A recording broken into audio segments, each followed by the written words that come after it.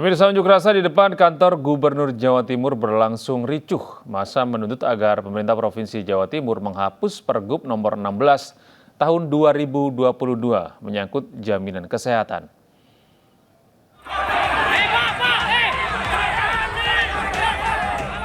Ratusan orang yang tergabung dalam Dewan Kesehatan Rakyat yang berasal dari Bangkalan dan Sampang, Madura ini berunjuk rasa di depan kantor Gubernur Jawa Timur. Massa berusaha masuk dengan merobohkan pagar kantor gubernur dan menerobos barikade polisi. Massa geram karena Gubernur Jawa Timur Kofifa Indar Parawansa tak kunjung menemui mereka.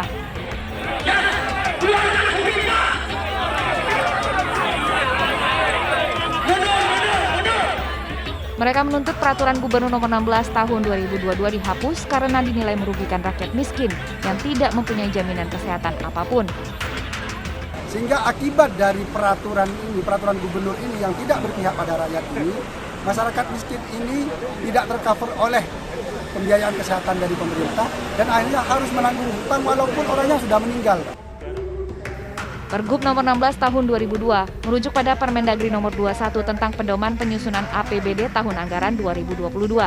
Yang isinya, pemerintah daerah tidak diperkenankan mengelola sendiri jaminan kesehatan daerah dengan manfaat yang sama dengan jaminan kesehatan nasional yang dikelola oleh BPJS. Dari Surabaya, Jawa Timur, Sony Hermawan, iNews melaporkan. Banjir bandang yang menerjang Kampung Cisarua, Kabupaten Bogor meninggalkan sisa lumpur tebal di rumah warga. Banjir bandang juga mengakibatkan seorang warga meninggal dan warga lainnya hilang.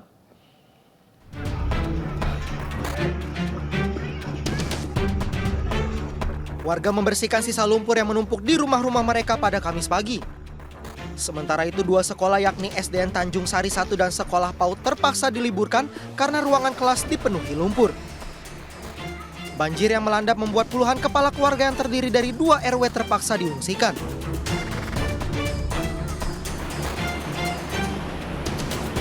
Sebelumnya, sebuah video amatir memperlihatkan derasnya air banjir yang menerjang Kampung Cisarua, Desa Tanjung Sari, Kecamatan Lewiliang, Kabupaten Bogor, Jawa Barat. Banjir bandang terjadi akibat tingginya intensitas hujan sejak Rabu sore sehingga debit sungai di kawasan tersebut meluap. Sejumlah warga pun harus dievakuasi karena rumah mereka yang mulai tertutup lumpur dari banjir bandang. Sejauh ini 1 warga dilaporkan meninggal dunia dan 1 lainnya hilang. Pemirsa, tempat hiburan Holy Wings kembali menjadi sorotan publik. Usai sempat heboh karena melanggar PPKM, kini Holy Wings dikecam karena membuat promosi minuman keras bagi pengunjung yang bernama Muhammad dan Maria.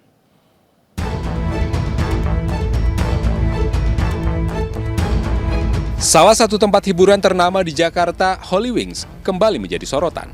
Pasalnya, melalui unggahan di Instagram, Holy Wings membuat promosi gratis minuman beralkohol setiap hari Kamis bagi pengunjung bernama Muhammad dan Maria. Kecaman pun bermunculan dari warganet. Mereka menilai hal tersebut tidak pantas karena melibatkan nama Nabi untuk promosi minuman keras. Kecaman juga datang dari GP Ansor DKI Jakarta. Mereka bahkan mengancam akan menggeruduk tempat hiburan ini. DWGP Ansor sangat terpukul dengan adanya promosi tersebut. Karena nama Muhammad itu adalah salah satu nama kebanggaan yang ada di umat Islam. Contoh kecil, nama Nabi Muhammad SAW, Nabi kita, panutan kita. Oleh karena itu, kami akan meminta kepada pemerintah untuk mencabut izin daripada Holy Wings. Kemudian yang kedua, kami sudah memerintahkan seluruh kader Banser di DKI Jakarta untuk mensweeping semua titik-titik Holy Wings yang ada di Jakarta. Usai heboh, pihak Holy Wings pun menghapus promo dan mengunggah permintaan maaf. Mereka menyebut telah menindaklanjuti tim promosi yang membuat promo tanpa sepengetahuan manajemen. Bukan kali ini saja Holy Wings membuat heboh. Pada September 2021 lalu, tempat hiburan ini menjadi sorotan karena melanggar aturan PPKM level 3. Saat itu, kerumunan di Holy Wings Kemang viral di media sosial dan dibubarkan polisi. Selain menimbulkan keramaian, Holy Wings juga nekat buka melebihi aturan jam operasional saat PPKM. Tim Liputan iNews melaporkan. Polres Metro Tangerang Kota digugat pra-peradilan oleh warga bernama Jimmy Lee dalam kasus dugaan tindak pidana pemalsuan dan atau menyuruh memalsukan keterangan palsu ke dalam akta otentik. Terlapor dalam hal ini dengan terlapor dalam hal ini Jimmy Lee tidak ada hubungan hukum dan sesuai dengan garis miring PM. Dalam sidang kasus penggunaan nomor induk kependudukan atau NIK orang lain di Pengadilan Negeri Tangerang, kuasa hukum Jimmy Lee memprotes proses penahanan kliennya karena dianggap tanpa adanya bukti yang sah. Penetapan tersangka dan penahanan kliennya oleh penyidik dianggap sebagai upaya kriminalisasi. Selain itu terdapat perintah surat penyidik baru yang muncul dengan pasal yang dialihkan dari pemalsu menjadi pengguna. Sementara Kapolres Metro Tangerang Kota, Kombes Pol Zain Nugroho mengklaim proses hukum sudah sesuai prosedur yang berlaku. Kita sudah melakukan pemeriksaan terhadap saksi, penyitaan terhadap barang bukti, termasuk kita juga melakukan pemeriksaan terhadap ahli. Dan kita juga sudah melakukan gelar perkara ya terhadap perkara tersebut. Pada awalnya SPDP ini dikirim kepada kejaksaan adalah pasal yang dipergunakan adalah pasal 263. Nggak ada ayatnya. 266. Artinya si Jimmy diduga adalah pelaku pemalsu. Itu 266. Itu di SPDP-nya begitu. Artinya ini udah sampai kejaksaan. Tapi kenapa muncul kemudian SPD UDP udah di... Terdakwa kasus penganiayaan Irjen Pol Napoleon Bonaparte menggebrak meja saat sidang lanjutan di Pengadilan Negeri Jakarta Selatan pada Kamis siang. Terdakwa marah saat korban Muhammad KC memberikan kesaksian.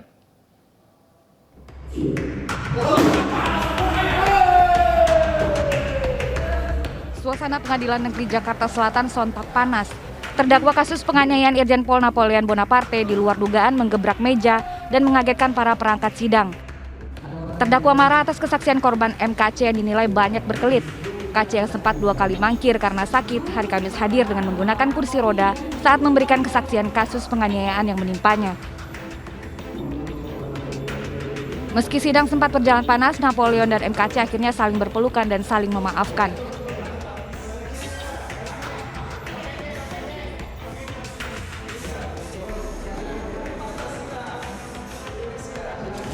Walaupun ada beberapa keterangan saksi KC yang berbeda dengan fakta, bisa diyakini faktor sudah lama, lupa, dan dia tidak pegang berita acara kesaksian dia sendiri pada waktu pemeriksaan.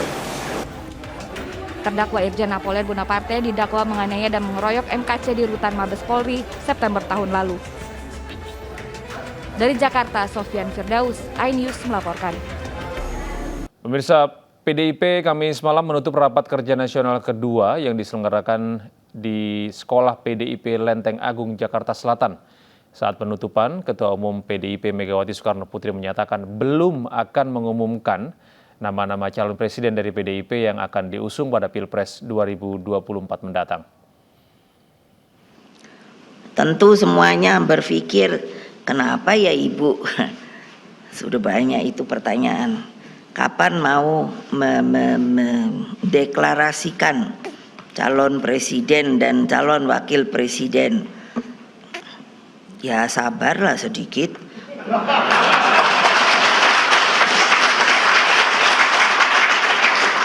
Orang waktunya masih 2 tahun lah. Ya boleh dong, saya umpetin aja terus. Karena saya toh pernah mengatakan di sekolah BIN ketika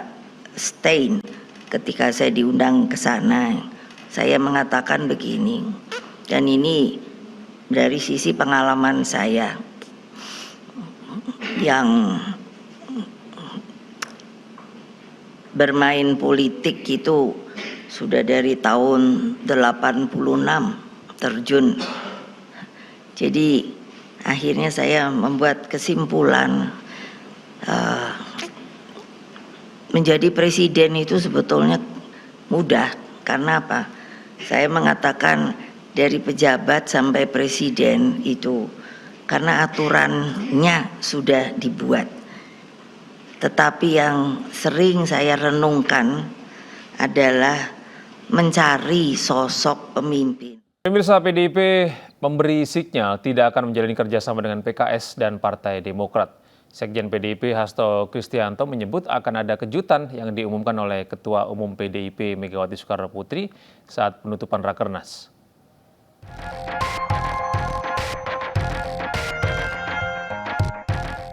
PDI Perjuangan akan merampungkan rapat kerja nasional yang telah berlangsung selama 3 hari. Kesimpulan dan hasil rekomendasi dari Rakernas akan disampaikan pada penutupan yang akan diumumkan langsung oleh Ketua Umum PDIP Megawati Soekarno Putri. Termasuk kemungkinan diumumkannya calon presiden yang akan diusung oleh partai berlambang banteng pada tahun 2024. Terkait koalisi, Sekjen PDI Perjuangan Hasto Kristianto menyatakan PDI Perjuangan tidak akan bekerja sama dengan PKS dan Demokrat. PDI Perjuangan mengucapkan selamat atas koalisi Nasdem dan PKS tersebut. Tetapi bagi PDI Perjuangan, keyakinan yang kami tempuh adalah turun ke bawah, ke desa-desa, menyerap aspirasi masyarakat desa, membantu memulihkan dari dampak pandemi 19. Membuka peluang untuk bergabung juga nggak Mas Hasto? Ya kalau dengan PKS tidak. Sementara mengenai kerjasama dengan Partai Demokrat, Hasto menegaskan tidak mudah bekerja sama dengan Demokrat. Menurut Hasto, kriteria kerjasama politik yang dipegang PDIP adalah saling menghormati dan membawa kemajuan bagi bangsa. Dari Jakarta, Nadia Valery dan Abdul Aziz melaporkan. Ketua Umum Partai Demokrat Agus Harimurti Yudhoyono menemui Ketua Umum Partai Nasdem Surya Paloh. Salah satu yang dibahas dalam pertemuan adalah hasil Rakernas Partai Nasdem yang mengusung 3 nama bakal calon presiden. AHY dan sejumlah pengurus Partai Demokrat mendatangi markas Partai Nasdem di Nasdem Tower, Jakarta Pusat pada Kamis siang. AHY dan Ketua Umum Partai Nasdem Surya Paloh membahas sejumlah hal, di antaranya kondisi ekonomi global, situasi politik tanah air, dan hasil Rakernas Partai Nasdem yang mengusung 3 nama sebagai bakal calon presiden di pemilu 2024. Pertemuan ini merupakan yang ketiga kali di antara keduanya, namun baik Demokrat dan Nasdem mengaku tidak ingin terburu-buru memutuskan berkoalisi. Kami ingin selalu hadir untuk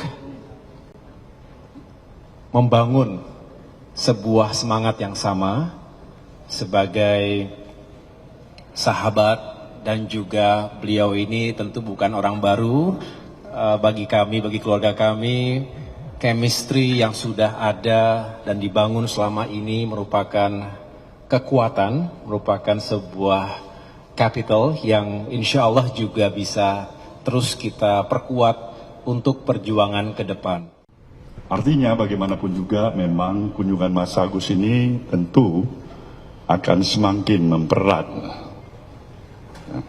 komunikasi silaturahmi yang sudah terbina selama ini, dan ini adalah merupakan satu bentuk keinginan kami bersama untuk semakin mendekatnya hubungan silaturahmi yang sudah ada di dalam memberikan pemikiran-pemikiran kami.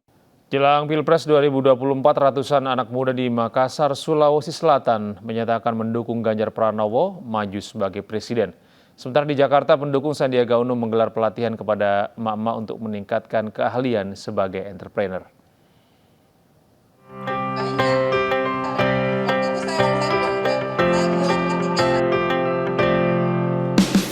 Relawan dan pendukung Sandiaga Uno menggelar pelatihan pembuatan sabun cuci bagi emak-emak di Ponpes Al-Qudwah, Cakung, Jakarta Timur. Pelatihan bagi para ibu rumah tangga ini untuk meningkatkan keahlian sebagai entrepreneur serta dapat membuka lapangan kerja di wilayahnya masing-masing. Kegiatan ini merupakan rangkaian lanjutan dari Sandi Uno Fans Club untuk pencalonan Sandiaga Uno di Pilpres 2024.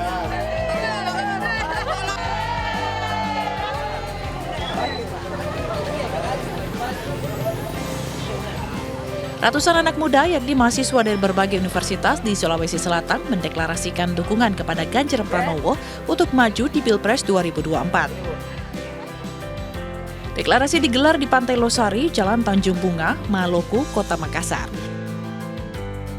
Mereka berharap Ganjar Pranowo bisa meneruskan tugas Presiden Joko Widodo dalam memimpin bangsa. Selain deklarasi, mereka yang tergabung dalam Orang Muda Ganjar juga membagikan tote bag kepada pengunjung dan pedagang sebagai bentuk kampanye peduli lingkungan. Menparekraf Sandiaga Uno mengunjungi pelaku industri kreatif di Tasikmalaya, Jawa Barat. Tasikmalaya merupakan salah satu kota lokasi workshop pengembangan Kabupaten Kota Kreatif Indonesia 2022 yang diinisiasi oleh Kemenparekraf. Para pelaku ekonomi kreatif, kria, dan fashion di Tasikmalaya, Jawa Barat mendapatkan suntikan semangat dari Menparekraf Sandiaga Uno. Sandi mengatakan pemerintah akan hadir membantu para pelaku ekraf mendapatkan bahan baku dari hulu ke hilir dalam workshop yang berlangsung di Pendopo Lama. Tasikmalaya merupakan lokasi ke-13 penyelenggaraan workshop pengembangan Kabupaten Kota Kreatif Indonesia tahun 2022 yang diinisiasi oleh Kemenparekraf.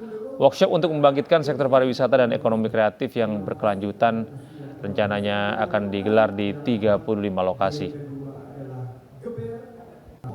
Yang ini saya ciptakan agar para pelaku ekonomi kreatif ini bisa mandiri, kita bantu pelatihannya, pemerintah hadirkan ekosistem agar tatanan ekonomi baru, inovasi yang sedang dibangun Presiden Joko Widodo bersama dengan pemerintah provinsi, kabupaten bisa kita hadirkan untuk kesejahteraan masyarakat, membuka peluang usaha, menciptakan lapangan kerja dan menambah penghasilan masyarakat yang sekarang menghadapi kesulitan karena ekonomi semakin berat. Telur murah yang digelar Dinas Pertanian Purbalingga, Jawa Tengah. Dalam waktu singkat, 200 kg telur ludes dibeli warga.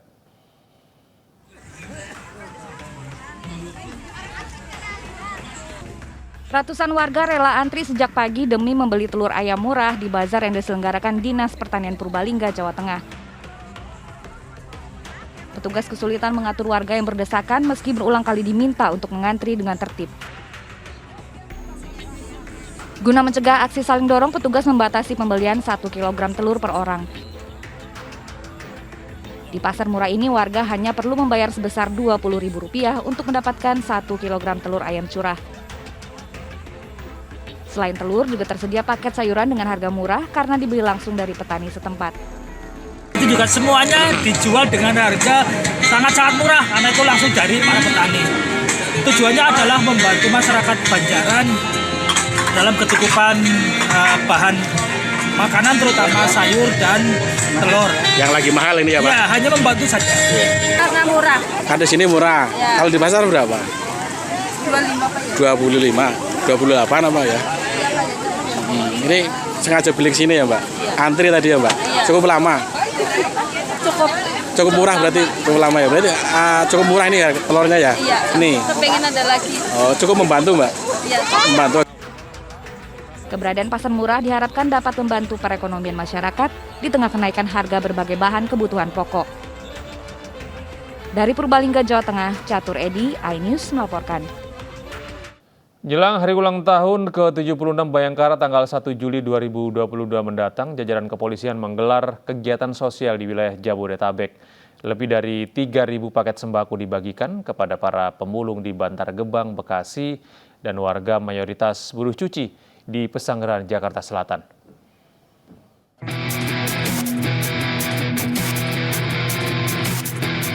Menyambut HUT Bayangkara ke-76, Polri menggelar bakti sosial dan bantuan sosial kepada masyarakat yang membutuhkan. Sebanyak 3.000 paket sembako diberikan Polri kepada para pemulung yang tinggal di kawasan Bantar Gebang, Bekasi, Jawa Barat, Kamis siang. Bakti sosial dan bantuan sosial ini sebagai wujud nyata kepedulian jajaran kepolisian dalam memberikan pelayanan terbaik kepada masyarakat. Melaksanakan rangkaian kegiatan. Rangkaian kegiatan itu ada bakti sosial dan bantuan sosial. Untuk kegiatan bakti sosial dilaksanakan berupa donor darah, donor plasma, kemudian operasi katarak, operasi bibir sumbing, dan bantuan kesehatan.